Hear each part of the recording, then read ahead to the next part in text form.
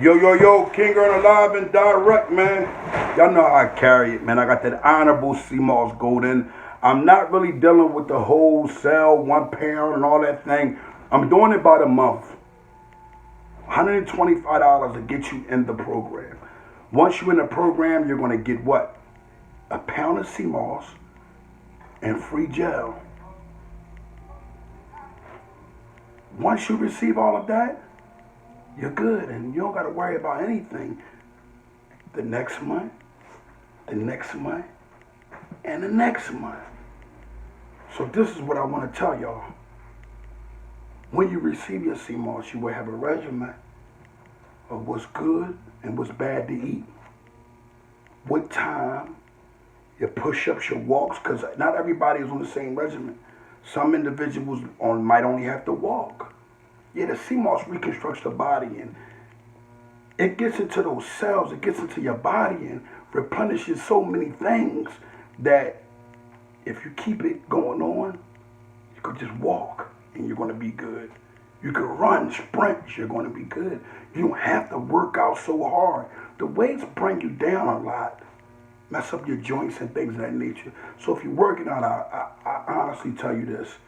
Do a little weight, but not just do a lot of reps with very low weight, man. That's all. That's what I would do. I mean, we got the gold, we got the honorable CMOS set. I'm talking about this follow me, man. 125 gonna get you a pound of CMOS because you signing up with that 125. And in the mail you're gonna receive a pound of CMOS, 2 gels. Now listen, I gotta really speak on this. It's been bothering me. About a month or so ago, what's his name? Belafonte contacts King Erna. He says, Erna, I think you can channel some of this energy in this way, and I would like for Bosco to be a part of this. I say, hey, whatever you want to do on your show, I'm with it 199%. He said, we're going to have Willie D there. I said, cool. He said, he's going to have JoJo Capone there. I said, cool. We're going to have an honorable time. And guess what? I want to let you know some stuff. If I could be me, I have no problem with this show. I just got to be me. Mind you, I was just being humbly respectful, knowing if I put my own podcast out, we already know the numbers it's going to do. If I put this content that I'm putting here on iTunes, oh man, y'all know I break the charts every time. Why? Because no matter what nobody say, no matter how I go, no matter how far I go, I'm always going to be amongst the people. I'm always going to be like the motivation for individuals that's in the hood to speak out to what? Those that oppress us. So at the end of the day, I got on there and we spoke. The question came up about Bosco the Rat being a rat at 10 years of age. So we came to the understanding this, and even though I still didn't agree, but majority wins, cool. That he's a 10-year-old, you can't make him responsible for grown-up things, and although Bosco was saying he still didn't tell, but like everybody else, they're not saying he told, but they're saying like, whatever happened, he can't be responsible for it at 10 years of age. I agreed to putting that act in the rules and laws of honor. I let it come. I'm the one that created this. Anything that got to do with honor being restored, it's me and my brothers are the ones that restored the honor. So at the end of the day, when I give a okay on something and say, all right, he was 10, I don't rock with the 10-year-old, and because our communities, we was raised different. Our parents was teaching us as babies to mind our business and try to help your people. Don't go against them. Even if they try to hurt you, figure out a better way than putting them over to the oppressors. So I'm sitting there, I'm like, this is what we're going to do. If Bosco can stand on that, if he can get in front of millions of people and say, you know what, look, I was 10 years old. I got on the stand. I pointed the finger out because my mother told me to do so. They all co-signed it for his mother. I understand that when it comes down to a good mother. I didn't have a great mother, but I had an honorable grandmother that raised me, that had class, respect. And I grew up in a household. It was just that I experienced a lot of rough things and abuse when I was very, very young. So when I got with my grandmother at a very, very young age, I already had experience and seen a lot of things and already knew a lot of rules. So my grandmother never had to tell me over and over what goes on in this house, stay in this house. She didn't have to give me that. I knew better. You dig where I'm coming from? So it went for the same thing on the streets. If I see something, it's no one else's business. It's my business to keep it their business. So whoever business it is, it's not my business to tell everybody, yo, this person that person this person that. So we on a show and we're talking. Mind you, the name of the show is Code of Conduct. Cool. Everybody knows me. I've had Code of Honor clothing for so long now. I don't know how long it was since I had it. But at the end of the day, I put plain things in perspective, hoping and thinking that the individuals would see where I'm coming from. I said, you know what? Cool. I still was going against it. Hocus was like, you know what? You know, we had a conversation prior to that where Hocus really just was speaking off of, the streets. We weren't speaking from a child point of view, and he ain't do nothing wrong.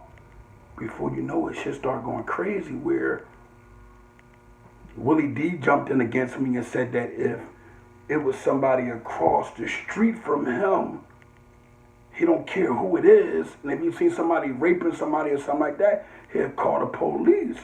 I said, whoa, don't say that, because it was like making me upset that he will call the police when someone is being raped and it's your neighbor or something. You don't got time to call the police. You got time to get out there and pull that man off of that woman. You don't have that time. By taking that long, you don't know how far he can get in the rape. Why would you wait that long?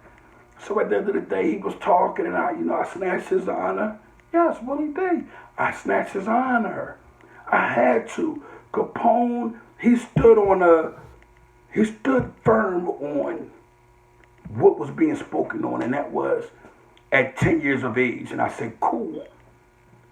But what was getting Bosco pissed off is that I kept saying, if he did do that, and if you guys are agreeing with it, have him give the world the understanding of what happened with him. So another mother or another child, and they in their community is turning, instead of turning over to the oppressors, they can get with somebody that's in a community that's kind of strong and kind of, deviate the situation for whatever happened, whether it was murder or whatever the case may be. We don't turn ourselves over to the oppressors. Just think about it. You see what happened to George Floyd, so you're going to call those cops on someone that you see going through someone up with something in the streets when you're not on nobody's side in the streets. You're just like, why are they trying to harm each other? No, find that out. Fix it yourself somehow. Get with somebody that can speak to these gentlemen. We don't have to turn everybody over like y'all doing.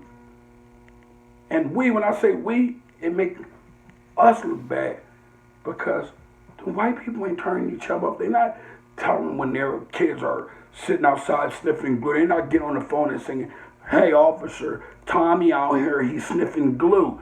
No, they're calling their parents. Yo, listen, he was out there doing that. Don't. And when the cops pull up, they're going to be against the cops. At the end of the day, I'm just trying to get people to understand that that's not how it is. I understand the mothers that see things, but we got to understand that in our communities, people have their own agendas and their own things that they're involved in. Let's not say it's streets or drugs or whatever the case may be. And whatever they're involved in, that's their business. It's up for us if we're going to help them. Yo, look, the kids be seeing you selling drugs around the hood, man. Put some cut on it, man, and where nobody knows your business, and you and them junkies or whoever you want to deal with, y'all do y'all. Other than that, man, please, I beg of you, do not let our children see this wrong. And if you can, get a job. I can help you, or, because I don't believe in telling someone not to do something and you can't get them a job. You can't get them nothing that's going to put some money in their pocket. Well, don't speak on how they get their money, bottom line. So at the end of the day, I just wanted to bring this out because it's like, if this video that he has from his podcast, if he put it out, you're going to get a lot of good people in the community. He shut down. Hocus backed off of it, said cool. He didn't want to be in it because of what we were going back and forth about. He felt like it was childish. I don't feel like those things are childish, what we're going back and forth about, because I understand that recycled crime is the only thing that's separating our people in reference to us sticking together. Somebody told on you, you're going to be cool with them and try to get some understanding? No. Even if we're building our villages, we're going to be like, nah, listen, you go over there, I'm going to go over here and build. Because one of my youngest I might be building a village with may do something wrong and you may get them locked up, and I'm not with them going to jail. I'm with me teaching them what not to do in order for them to stay out of prison. So at the end of the day, we got to start doing this right. You know, each one teach one. Can anybody teach anything, though? Is anybody able to give something more than that 1 minute on Instagram or that couple minutes on YouTube? We got to give up more. I know where my show would be at if I had the support that others had. Think about something. Every star that spoke on me or spoke about me, I capitalized off of it in a positive way by giving back to my community, too. Also, let's give this and understanding that. You give me any of these superstars that I see some of these guys having interviews and things of that with, that next day, I'm going to be somewhere else because I know how to earn. So I know how to jump right on the tour. I've been going on tours for almost 1.5 years now. Y'all didn't dig it? Since I had YouTube, I've been tour boy. Yeah. Ask anybody anywhere. They see me everywhere. Is that a good thing or a bad thing? Whatever you want to call it. I'm going to be amongst my people.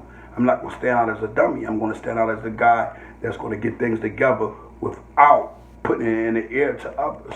But get that video, man. Tell them dudes, man, cough it up, man. Cough the video up and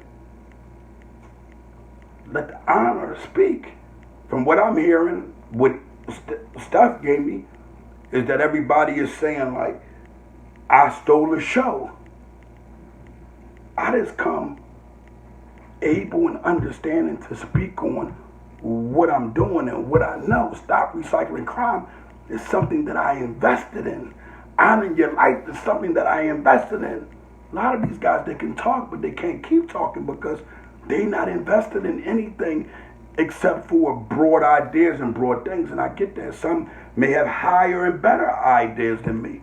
But this idea that I have, that I'm bringing to the forefront, to stop recycling crime, oh, these rats, they ain't going to have no other way out. They want to do their time like everybody else soon. Yeah, doing your time, come home from jail, makes you a stronger person because you know what not to do. But when you do it and you tell, you get that slap on your wrist and you get encouraged by the government and people to keep doing the crime, it divides our people. We will never become united unless we understand that we don't turn ourselves and others over to the oppressors, live and direct.